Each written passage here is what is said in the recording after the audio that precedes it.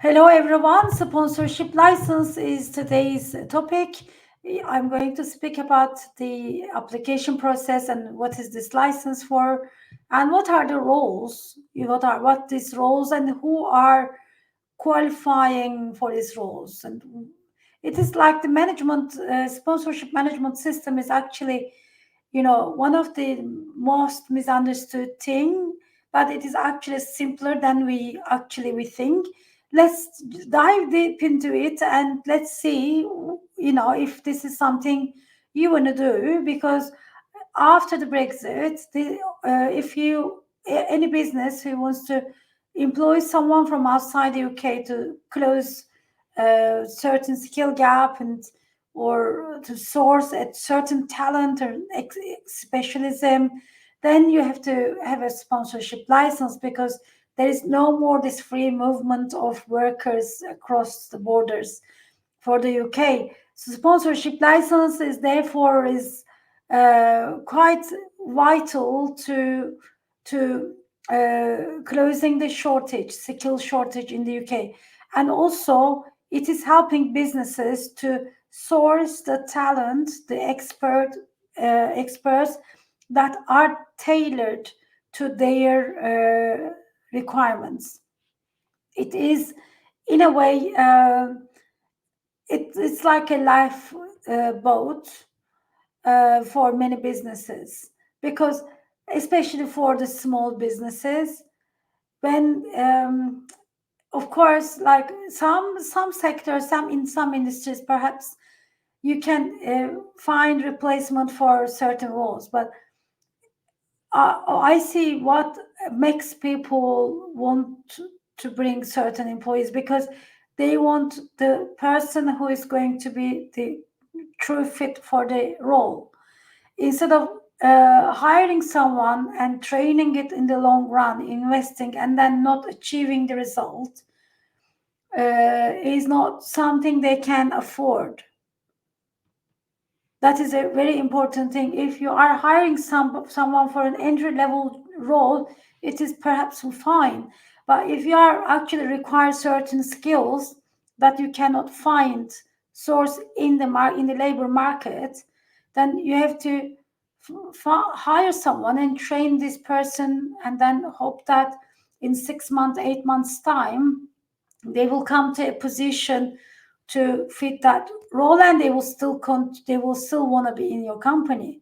So that is risky, even if for the large business, because it is small business, and the training resources and staff training and might not be always so generous for them. And even in the large companies, there is this specific requirements expected from the candidates, and if the business cannot actually find it, not just the skill level, but the perhaps the cultural fit, previous experience, maybe their network, their talents, their intangible assets, their previous studies, previous specializations.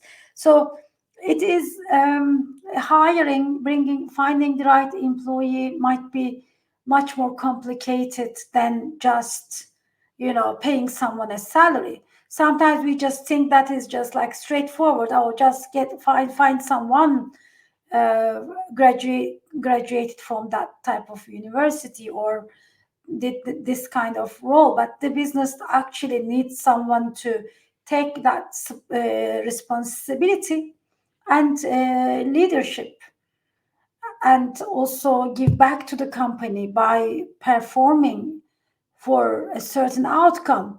So these are all, I think, what makes the businesses hire someone, go the extra mile to find that talent somewhere else, just fitting the criteria perfectly, so they can come and bring outcome, bring expansion for that role. Of course, it is always a balance of, the company continues to invest and the employee continues to bring more positive outcome for the business, to contribute to the business. and in that employer and employee is actually a match made in heaven. So this is when things are like that. Of course, the employers want to go the extra mile and get a sponsorship license and bring the worker under the skilled worker visa. This sponsorship license is valid for only 4 years, but it is renewable. It for the small companies, maybe the infrastructure needs to be worked a bit with the HR system and with finding the right people for the right roles. If they don't have many staff, they will then train them to fulfill the roles of the sponsorship management system. So for larger companies, if they have HR departments or they have a separate managerial team responsible for the training or employment or management of the staff, then it is easier for them to find the people to manage the sponsorship system. It is not so difficult. That is, sometimes people ask me like, "Oh, Nusra, okay, if I have become a part of the sponsorship management system and fulfill one of the key roles, how do I perform this role? Do I need to go somewhere, attend a meeting?" It is actually an online role, online duty. So you will be on duty not 24 hours, but when you log in, there will be certain responsibilities. For example, for the level 1 user, let's look at that. Authorizing officer is like the person who oversees the whole sponsorship management system. So authorizing officer will be also appointing the other ones, level 1 key contact, level 2 user. If they want to, they can also appoint themselves as a user or key contact as well. So user is the actual user. So they have the access, they can issue the certificate for the worker to apply for the visa. They can also, if the employment is no longer valid, they will cancel the certificate of sponsorship costs, and they will be updating the details about the employee, and they will be also updating the details about the business if there is any change.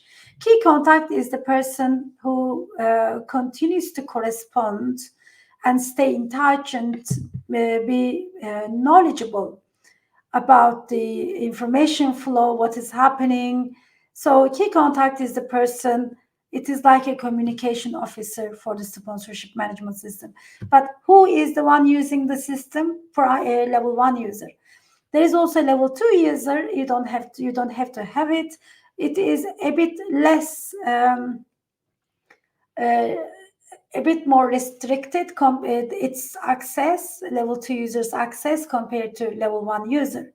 These roles can be filled with only one person.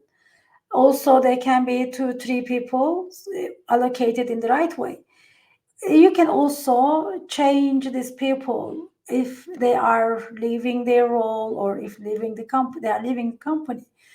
What is the application like? So application is like we just did, like turn back and forth. But I think, in the flow is now I think it is time to cover.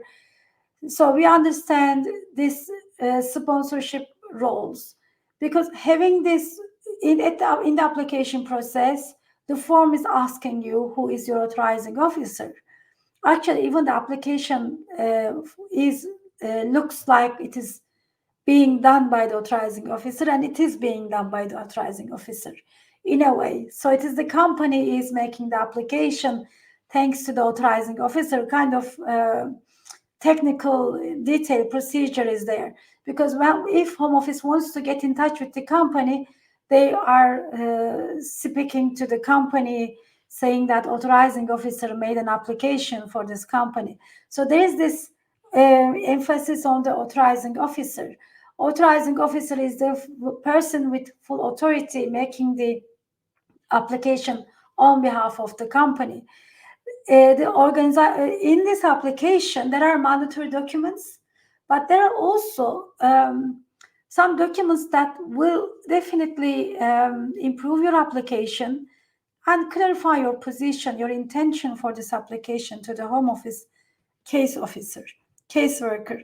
We always, as immigration advisors, we submit these applications, and we definitely add a lot of information to clarify the position, the business's infrastructure, how the sponsorship roles will be filled, but further, what is available in the business to make sure this is going to be monitored sufficiently, and what is the vacancy, what is the business activities, even what is the vision of the business for bringing this employee.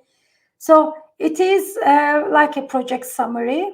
Also, if your business is in a startup process, if there's not much income being generated, you have to have the financial structure, some presentations to be made available to show how you are going to actually finance this new employee. So the application is if you only submit the application by just submitting a form and mandatory documents, it is very likely that Home Office will come back to you, and they will ask for more information, more documents. They can even ask for an interview. If this interview is going to be done, if Home Office wants to come and do an interview, they will want to meet your authorizing officer. And yes, if you can, please just save yourself from the administrative burden and the Home Office. Provide all the information, all the documents in a project summary with lots of evidence in response to the guidelines they provide already. If, however, wish to have this done by experts, you can always reach us, because we are guiding, assisting people in these applications, in these businesses. We can also help you understand the sponsorship roles and choose the right person for the right role. This is here, there's a barcode, a QR code that you can scan and download our contact details and reach our social media.